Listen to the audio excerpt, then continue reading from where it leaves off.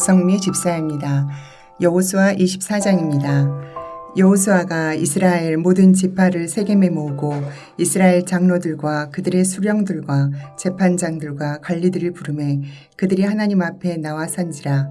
여호수아가 모든 백성에게 이르되 이스라엘의 하나님 여호와께서 이같이 말씀하시기를 옛적에 너희의 조상들 곧 아브라함의 아버지 나홀의 아버지 데라가 강 저쪽에 거주하여 다른 신들을 섬겼으나 내가 너희의 조상 아브라함을 강 저쪽에서 이끌어내어 가나안 온 땅에 두루 행하게 하고 그의 씨를 번성하게 하려고 그에게 이삭을 주었으며 이삭에게는 야곱과 에서를 주었고 에서에게는 세일산을 소로 주었으나 야곱과 그의 자손들은 애굽으로 내려갔으므로 내가 모세와 아론을 보내었고 또 애굽에 재앙을 내렸나니 곧 내가 그들 가운데 행한 것과 같고 그 후에 너희를 인도하여 내었노라. 내가 너희의 조상들을 애굽에서 인도하여 내어 바다에 이르게 한즉 애굽 사람들이 병거와 마병을 거느리고 너희의 조상들을 홍해까지 쫓아오므로 너희의 조상들이 나 여호와께 부르짖기로 내가 너희와 애굽 사람들 사이에 흑암을 두고 바다를 이끌어 그들을 덮었나니 내가 애굽에서 행한 일을 너희의 눈이 보았으며 또 너희가 많은 날을 광야에서 거주하였느니라.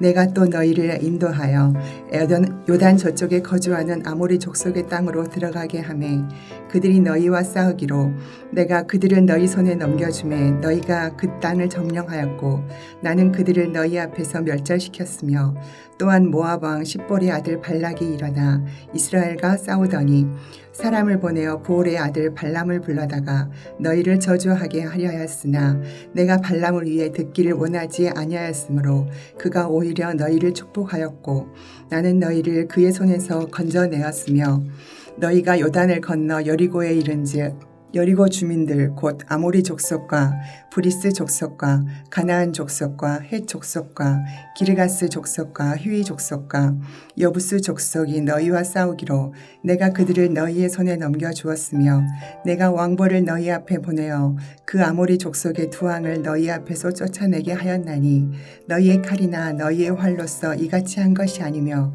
내가 또 너희가 수고하지 아니한 땅과 너희가 건설하지 아니한 성읍들을 너희에게 주었더니 너희가 그 가운데에 거주하며 너희는 또 너희가 심지 아니한 포도원과 감람원의 열매를 먹는다 하셨느니라. 그러므로 이제는 여호와를 경외하며 온전함과 진실함으로 그를 섬기라. 너희의 조상들이 강 저쪽과 애굽에서 섬기던 신들을 치워버리고 여호와만 섬기라. 만일 여호와를 섬기는 것이 너희에게 좋지 않게 보이거든 너희 조상들이 강 저쪽에서 섬기던 신들이든지 또는 너희가 거주하는 땅에 있는 아모리 족속의 신들이든지 너희가 섬길 자를 오늘 택하라.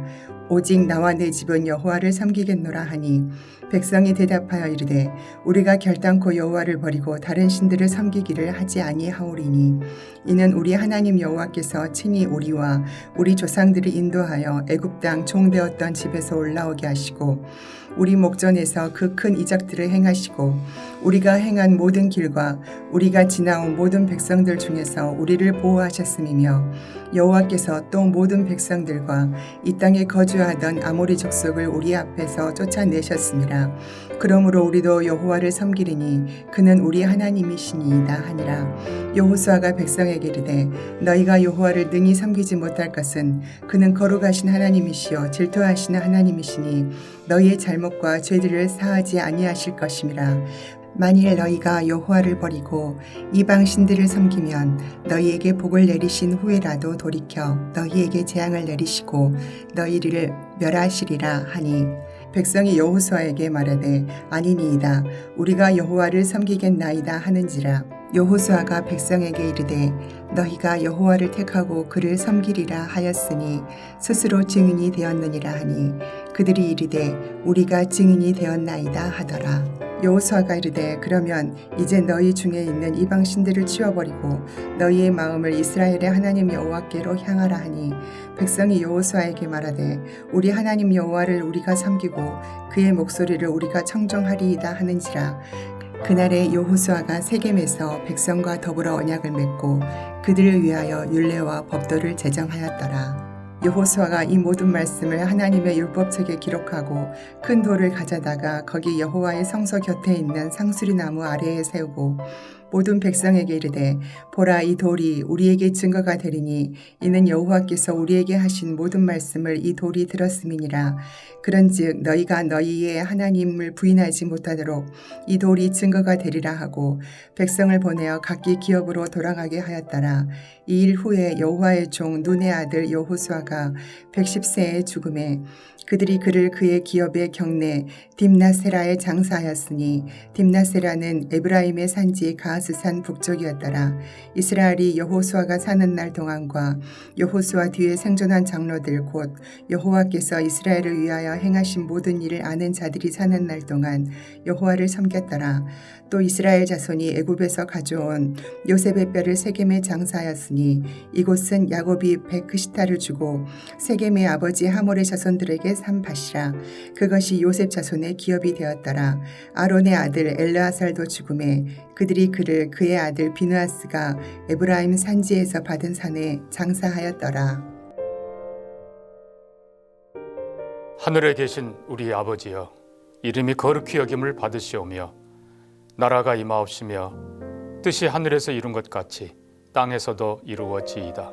오늘날 우리에게 일용할 양식을 주옵시고 우리가 우리에게 죄 지은 자를 사하여 준 것 같이 우리 죄를 사하여 주옵시고 우리를 시험에 들게 하지 마옵시고 다만 악에서 구하옵소서. 대개 나라와 권세와 영광이 아버지께 영원히 있사옵나이다. 아멘.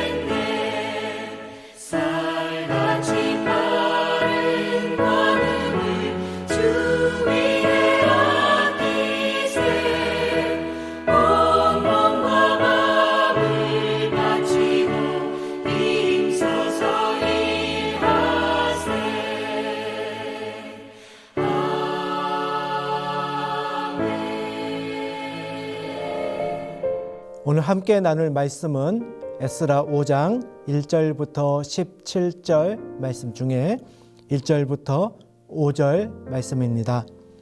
선지자들 곧 선지자 학개와 이또의 손자 스가랴가 이스라엘의 하나님의 이름으로 유다와 예루살렘에 거주하는 유다 사람들에게 애언하였더니 이에 스알디엘의 아들 스룹바벨과 요사닥의 아들 예수아가 일어나 예루살렘에 있던 하나님의 성전을 다시 건축하기 시작하며 하나님의 선지자들이 함께 있어 그들을 돕더니 그때 유브라데 강 건너편 총독 닷드네와 스달보스네와 그들의 동관들이 다 나와 그들에게 이르되 누가 너희에게 명령하여 이 성전을 건축하고 이 성곽을 마치게 하였느냐 하기로 우리가 이 건축하는 자의 이름을 아뢰었으나 하나님이 유다 장로들을 돌보셨으므로 그들이 능히 공사를 막지 못하고 이 일을 다리오에게 아뢰고 그 답장이 오기를 기다렸더라.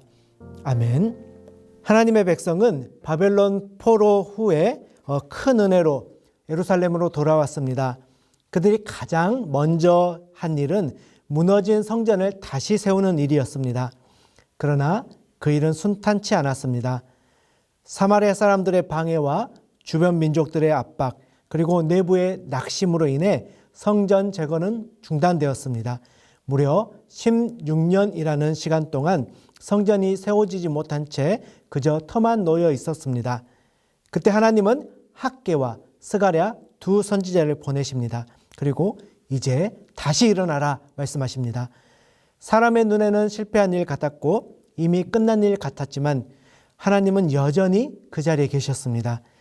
오늘 본문은 낙심 속에 머물던 백성이 다시 일어나 말씀과 믿음으로 재건의 역사를 시작하는 장면입니다. 사랑하는 여러분, 우리 인생에도 멈춘 자리들이 있습니다. 기도가 멈추고 예배의 열정이 식고 또 사명감이 흩어진 그런 자리들 말입니다. 오늘 말씀을 통해 하나님께서 우리를 어떻게 다시 세우시는지 함께 살펴보기 원합니다. 이스라엘 백성은 포로에서 돌아와서 처음에는 열정적으로 성전을 세우기 시작했습니다. 하나님께 받은 은혜가 너무 커서 제단을 쌓고 예배를 회복하며 새 출발을 했습니다. 하지만 시간이 지나면서 외적인 방해로 인해 또한 내적인 낙심이 찾아왔습니다. 사마리아 사람들의 고소로 공사가 중단되었고 주변 민족들의 위협이 이어졌습니다. 그리고 세월이 흐르며 사람들의 마음속에 이런 생각이 자리 잡았습니다. 아직 때가 아니야. 아직 우리가 준비되지 않은 것 같아. 겉으로 보기에는 현실적인 판단처럼 보였지만 사실 그것은 믿음이 식은 말이었죠. 그들은 하나님의 뜻보다 자신의 형편을 먼저 바라보았고 결국 성전 터는 잡초로 뒤덮인 채 16년 동안 그대로 방치되었습니다.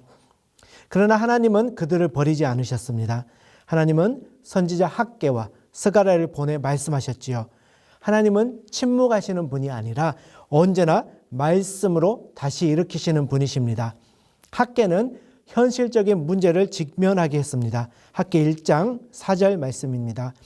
이 성전이 황폐하였거늘 너희가 이때 판벽한 집에 거주하는 것이 옳으냐.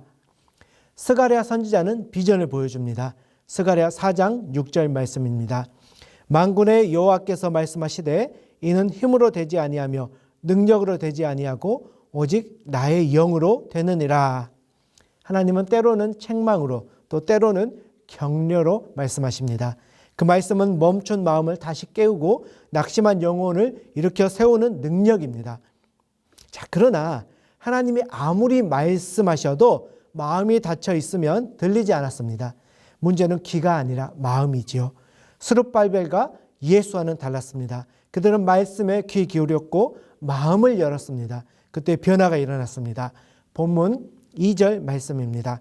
이에 스알디엘의 아들 스룹바벨과 요사닥의 아들 예수아가 일어나 예루살렘에 있던 하나님의 성전을 다시 건축하기 시작하매. 자, 여기 일어나라는 말은 단순히 동작을 뜻하는 것이 아니라 믿음의 회복을 뜻합니다. 낙심했던 자가 다시 일어나고 멈췄던 손이 다시 움직이기 시작한 것이지요. 여러분, 신앙의 회복은 말씀에서 시작됩니다. 교회를 오래 다니고 예배를 참여하고 하나님의 말씀이 내 마음에 깊이 들어오지 않으면 변화가 안 생깁니다. 그러나 단 한 말씀이라도 내 마음에 꽂히는 순간 그 말씀은 죽은 심령을 살리고 멈춘 삶을 다시 움직이게 하는 것이지요. 오늘도 하나님은 말씀으로 우리의 무너진 자리를 새롭게 하십니다. 혹시 여러분 중에 나는 이제 너무 지쳤어요. 더 이상 예전처럼 믿음으로 살아갈 수 없어요. 이렇게 느끼시는 분들이 계십니까? 그렇다면 오늘 이 말씀이 바로 여러분을 향한 하나님의 부르심입니다. 하나님은 말씀하십니다. 다시 시작해라. 내가 너와 함께 하겠다. 말씀을 듣는다라는 것 단순히 귀로 듣는 것이 아니라 그 말씀에 반응하는 것입니다. 그래서 학개 1장 14절에는 이렇게 기록되어 있습니다. 여호와께서 스알디엘의 아들 유다 총독 스룹바벨의 마음과 여호사닥의 아들 대제사장 여호수아의 마음과 남은 모든 백성의 마음을 감동시키심에 그들이 와서 만군의 여호와 그들의 하나님의 전 공사를 하였으니. 자, 하나님께서 그 마음을 감동시키실 때 우리 마음이 다시 뜨거워지고 우리의 손이 다시 움직이게 됩니다. 오늘도 하나님은 말씀하시죠. 마음을 열어서 내 말을 들으라. 이 말씀은 단지 옛날 이스라엘 백성들에게만 주어진 말씀이 아닙니다. 오늘날 멈춰버린 우리의 신앙에, 멈춰버린 예배에, 멈춰버린 사명에 다시 세우라라는 부르심이지요. 하나님 우리가 실패했다라고 해서 포기하지 않으십니다. 오히려 그 실패의 자리에서 다시 일어나라 라고 말씀하십니다. 문제는 바로 이것이죠. 우리가 그 말씀에 귀 기울이느냐, 마음을 여느냐입니다. 사랑하는 여러분, 우리의 삶이 멈췄을 때 하나님은 말씀으로 다시 시작하게 하십니다.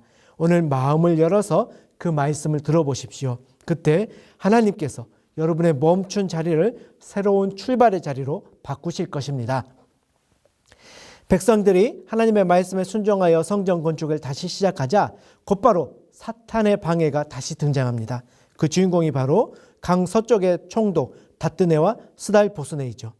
그들은 페르시아 제국의 지방관으로서 예루살렘에서 벌어지는 일들을 감독하는 권한을 가지고 있었습니다. 그들이 와서 따집니다. 본문 3절 말씀입니다. 그때 유브라데 강 건너편 총독 다뜨네와 스달보스네와 그들의 동관들이 다 나와 그들에게 이르되 누가 너희에게 명령하여 이 성전을 건축하고 이 성곽을 마치게 하였느냐 하기로. 자, 이 말은 단순한 행정 절차상의 질문이 아니었지요. 실상은 위협과 압박이었습니다. 과거 아닥사스다 왕이 공사를 중단시킨 그런 전례가 있었기에 이 질문은 매우 날카로운 협박처럼 들렸습니다. 자, 여기서 중요한 것은 뭐냐? 하나님의 일이 시작되면 반드시 저항이 따라온다라는 것이죠. 신앙의 역사는 언제나 대적의 역사와 맞물려 있습니다. 우리가 기도를 다시 시작하려고 할 때, 교회가 다시 부흥하려고 할 때 항상 다뜨네나 스달보스네와 같은 존재가 찾아옵니다. 하나님 우리를 멈추게 하지 않으시지만 사탄은 늘 두려움과 의심으로 우리의 마음을 흔듭니다. 그러나 이전에는 예전과 다릅니다. 16년 전에 이런 방해가 왔을 때 손을 내려놓았던 백성들이었습니다. 하지만 이번에는 멈추지 않았습니다. 왜냐? 그들의 마음의 중심이 달라졌기 때문입니다. 이전에는 사람들의 눈을 의식했지만 이제는 하나님의 눈이 자신들을 보고 계심을 믿었기 때문이죠. 본문 5절 말씀입니다. 하나님이 유다 장로들을 돌보셨으므로 그들이 능히 공사를 막지 못하고 이 일을 다리오에게 아뢰고 그 답장이 오기를 기다렸더라. 자, 여기 돌아보셨다라는 말은 원문으로 보면 하나님의 눈이 함께 하였다라는 뜻입니다. 즉 하나님이 그들을 지켜보고 계셨다라는 것이죠. 하나님이 눈이 함께 하신다라는 것, 하나님께서 지켜보시고 보호하신다라는 뜻입니다. 하나님이 지켜보시기에 그 누구도 손댈 수 없습니다. 하나님의 눈은 사랑의 시선, 보호의 시선, 인도의 시선이 되는 것이죠. 사랑하는 성도 여러분, 우리의 신앙이 흔들리는 이유는 하나님의 눈보다도 사람의 눈을 더 크게 보기 때문입니다. 우리는 언제나 그 사람의 시선을 의식합니다. 사람들이 뭐라고 할까? 누가 나를 어떻게 볼까? 이 두려움이 신앙의 발을 묶어두는 것이죠. 그러나 믿음의 사람은 하나님의 눈 앞에서 삽니다. 히브리서 11장은 믿음의 사람들을 이렇게 표현합니다. 곧 보이지 아니하는 자를 보는 것 같이 하여 참았으며 보이지 않지만 하나님이 보고 계시다라는 확신이 있기에 참을 수 있었던 것입니다. 하나님만 바라보는 신앙은 두려움을 넘어서는 시선의 전환이죠. 두려움은 현실을 크게 보게 하지만 믿음은 하나님을 더 크게 보게 합니다. 우리 삶에도 이 다뜨네의 방해와 같은 상황들이 있습니다. 누군가의 비난, 현실의 압박, 예기치 않은 방해. 그때 우리는 두 가지 중 하나를 선택하게 되죠. 사람의 눈을 두려워할 것이냐, 하나님의 눈을 신뢰할 것이냐. 하나님의 눈을 신뢰하는 사람은 결코 멈추지 않습니다. 눈앞의 현실이 흔들려도 하나님이 나를 보고 계신다라는 확신으로 견뎌냅니다. 한 신앙인은 이런 고백을 남겼습니다. 나는 무슨 일을 하든 사람을 만족시키려고 하지 않는다. 하나님이 보시기에 합당하면 그것으로 족하다. 이것이 바로 하나님 중심의 시선입니다. 사람의 칭찬보다 하나님의 인정을 구하고 사람의 판단보다 하나님의 눈을 의식하는 삶, 이것이 흔들리지 않는 믿음이죠. 사랑하는 여러분, 오늘 여러분의 신앙이 흔들릴 때 눈을 들어서 하나님을 바라보십시오. 세상은 우리를 막으려 하지만 하나님의 눈은 우리를 일으켜 세웁니다. 그 시선이 여러분의 믿음을 붙들어 줄 것입니다. 자, 총독 다뜨네는 결국 성전 건축을 멈추게 하기 위해서 다리오 왕에게 보고서를 보냅니다. 하지만 놀랍게도 하나님은 이들의 방해의 행동조차도 하나님의 뜻을 이루는 도구로 사용하시지요. 사람들은 하나님의 일을 막으려 하지만 하나님은 그들의 그 계획마저도 섭리의 재료로 바꿉니다. 다뜨네의 보고는 오히려 다리오 왕으로 하여금 성전 건축의 정당성을 다시금 확인하게 하고 더 큰 보호와 지원의 근거로 삼게 만드는 것이죠. 우리는 종종 왜 이런 일이 일어났는가 묻습니다. 하지만 하나님은 우리보다 더 큰 시각으로 모든 일을 엮어서 선으로 바꾸십니다. 그분은 우리의 인생을 일방적으로 이끌지 않으시고 우리를 훈련시키시고 과정 가운데서 성숙하게 만드십니다. 다뜨네 보고서에는 이 유다 장로들의 신앙의 고백이 담겨 있죠.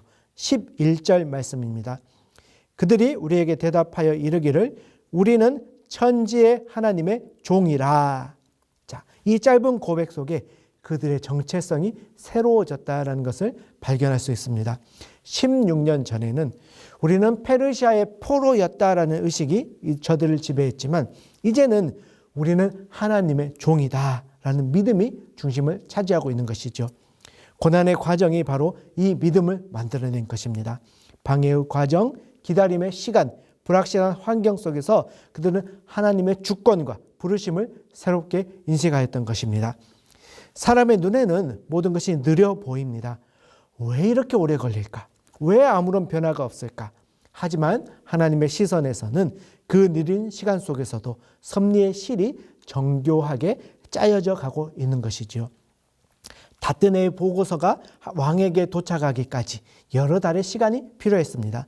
그러나 그 시간 동안 하나님은 다리오 왕의 마음을 예비하시고 백성의 믿음을 다듬고 계셨습니다. 하나님은 언제나 즉시 응답하시기보다 천천히 그러나 정확하게 일하십니다. 그분은 우리의 인내를 통해 믿음을 완성시키시고 그 과정을 통해 우리를 변화시킵니다. 신앙의 여정에 있어서 가장 어려운 때는 기다림의 시기이죠. 기도에도 응답이 없고 수고에도 열매가 보이지 않을 때 우리는 하나님이 나를 잊으신 건 아닐까라는 생각을 하게 됩니다. 하지만 하나님은 그 침묵 속에서도 일하고 계십니다. 에스라 5장의 백성들이 왕의 회신이 오기까지 손을 멈추지 않았습니다. 그들은 하나님의 눈이 자신들과 함께함을 믿었고 그 믿음이 그들을 버티게 했던 것이죠. 우리의 신앙도 그렇습니다. 하나님의 응답이 더딜 때 그 시간은 결코 버려진 시간이 아닙니다. 그 시간은 믿음이 단단해지는 시간이죠. 삶의 고난, 기다림, 불확실성 속에서도 하나님이 여전히 나와 함께 하시며 이 과정을 통해 나를 연단시키신다라는 이 확신을 붙잡으시기 바랍니다. 이스라엘 백성들 오랜 침묵과 중단의 시기를 지나서 다시 일어났습니다. 말씀을 통해 마음이 깨어났고 하나님을 바라보는 눈이 회복되었고 그 과정 속에서 믿음이 단단히 세워졌습니다. 에스라 5장은 단순히 건축의 기록이 아니라 낙심한 백성이 다시 일어나는 부흥의 시작점인 것이죠. 하나님이 성전 재건보다 더 귀하게 보신 것이 있습니다. 바로 무너진 마음의 회복입니다. 하나님 우리가 실패한 그 자리에서 끝내지 않으십니다. 그분은 멈춘 곳에서 다시 시작하시죠. 사람이 보기에는 중단된 것 같아도 하나님은 그곳에서 여전히 일하고 계십니다. 오늘 우리도 마찬가지입니다. 삶의 어떤 부분이 멈춰 있지는 않습니까? 기도가 멈춰 있습니까? 예배의 열정이 식었습니까? 사명과 비전이 잊혀졌습니까? 하나님은 말씀하십니다. 이제 다시 일어나라. 내가 너와 함께 하겠다. 그분의 눈이 우리를 지켜보고 계시고 그분의 말씀이 우리를 다시 세우고 그분의 손이 우리의 과정을 통해 새 일을 이루십니다. 그러므로 낙심의 자리에 머물러 계시지 마십시오. 다시 말씀을 붙잡으십시오. 다시 하나님을 바라보십시오. 그리고 지금 이 과정을 통해 하나님께서 나를 변화시고 계심을 믿으십시오. 하나님은 여전히 멈춘 자리를 시작점으로 삼으시는 분이십니다. 오늘 우리의 마음이 다시 일어나고 우리의 교회와 가정이 다시 세워지고 우리의 믿음이 다시 불타오르기를 주님의 이름으로 축복합니다. 아멘. 우리 함께 기도하겠습니다. 사랑과 은혜가 충만하신 하나님 아버지, 오늘 말씀을 통해 멈춰있던 우리의 마음을 일으켜 주심을 감사합니다.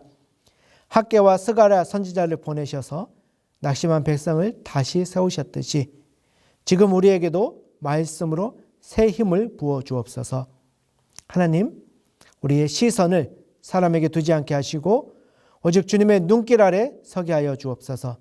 주님께서 우리를 지켜보고 계심을 믿음으로 확신하게 하시며 두려움 속에서도 주의 일을 멈추지 않게 하옵소서. 또한 기다림과 연단의 과정 속에서도 하나님이 여전히 일하고 계심을 믿게 하시고 그 과정을 통해 우리를 빚으시는 주님의 손길을 경험하게 하여 주옵소서. 오늘도 다시 일어나 믿음의 성전을 세우는 사람으로 살게 하시며 우리의 가정과 교회의 삶 속에서 하나님의 영광이 드러나게 하여 주옵소서. 예수 그리스도의 이름으로 간절히 기도합니다. 아멘.